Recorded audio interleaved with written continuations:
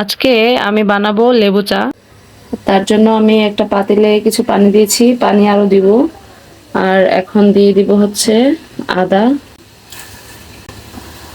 আমি আরেক কাপ পানি দিয়ে দিব এতে। আমি কিন্তু স্বর্ণের চামচ দিয়ে চায়ের পানিটা নাড়তেছি। এই যে দেখছেন স্বর্ণের চামচ।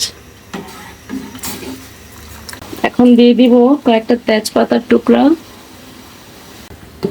চা বানাতে এসে একটা কি বলে ভারতীয় বাংলা একটা সিরিয়ালের কথা মনে পড়ে গেল। সেটা হচ্ছে আজ থেকে প্রায় 10 বছর আগে দেখেছিলাম ইষ্টি কুটুম একটা নাটক। মেয়েটার নাম ছিল বাহা।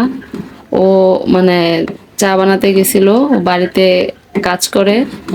তো চা বানাতে গেছে, চায়ের মধ্যে মাংসের সব মশলা দিয়ে চা বানাইছে। তো এটা দেখা তো নায়ক, এমনকি নায়কের ফ্যামিলিতে যারা যারা আছে তারা মানে চা খেয়ে একদম পুরা এদের মুখের কথাই বন্ধ হয়ে গেছে আর কি। তো আমার মাঝে মাঝে আমি আদা তারপরে তেজপাতা এগুলা দিলে আমার ওই সিরিয়ালের কথাটা মনে হয়ে যায় আর কি। এখন আমি এতে দিব লবণ। আর আদাটা দিলে দেখা গেছে যে পানিটা এতক্ষণ অনেক স্বচ্ছ ছিল, আদাটা দেওয়ার পরে পানিটা একটু ঘোলা হয়ে গেছে। তার মানে কেউ আবার মনে করবেন না যেন যে পানিটাই ঘোলা। পানিটা কিন্তু একদম ফ্রেশ ছিল, বিশুদ্ধ পানি। আদা দিলে পানির কেমন যেন ঘনত্বটা একটু হয়ে যায় আর কি, ঘোলাটে এরকম হয়ে যায়। আজকে আমার লেবু চায়ের প্রধান যে উপাদান সেটাই হচ্ছে লেবু, এই যে গাছের পাতা সহ। এখন আমি সিলনের একটা টি ব্যাগ এটাতে ব্যবহার করব।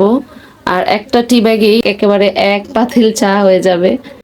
একটু ফুটতে থাকুন আপনারা, আমি ওইদিকে যা লাগতেছে লেবু চা বানাতে সেটার ব্যবস্থা করি। এখন আমি লেবুটা কেটে নিব আমার লেবু চায়ের জন্য।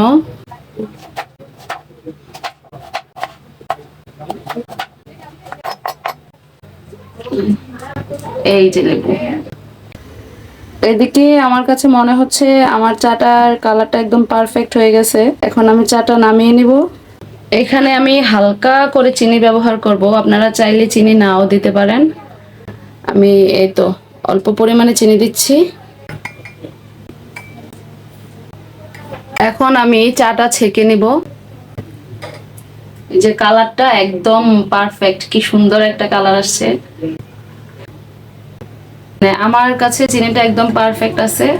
এখন আমি তো আর এতগুলা চা খাবো না, আমি চা বানিয়েছি হচ্ছে আমার বড় বোনের হাজবেন্ড, আমার আম্মা, আমার ছোট বোন, তারপরে আমার মেয়ে।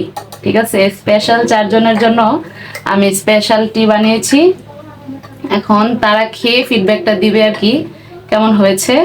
প্রথমে আমার মেয়েকে দিয়ে স্টার্ট করতেছি চাটা দেওয়া। নাও তো আম্মু, খেয়ে বলবা কেমন হয়েছে, ঠিক আছে?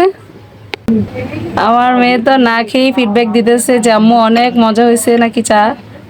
আচ্ছা যাই হোক, মা যেমনই বানায় সন্তানের কাছে ওইটাই অমৃত। Thank you. না না পাচান, ওয়েলকাম ওয়েলকাম। কষ্ট করে আমি বানাইলাম, থ্যাংক ইউ না দিয়ে ওয়েলকাম না।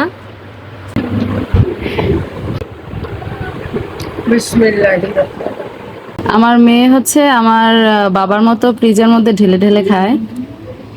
তবে আলহামদুলিল্লাহ ফিডব্যাক ভালোই আসছে। লেবু চাতে লবণটা একটু বেশি দিলে চাটা একটু খেতে টেস্টি হয়। তো আমি কিন্তু আরো 1 কাপ আমার বড় বোনের হাজবেন্ডকে দিয়ে আসছি। তো বলতেছে এখন নাকি টেস্টটা পারফেক্ট হয়েছে আর কি। যাই হোক, সবাই অনেক ভালো থাকবেন। আজকে এ পর্যন্তই, আল্লাহ হাফেজ।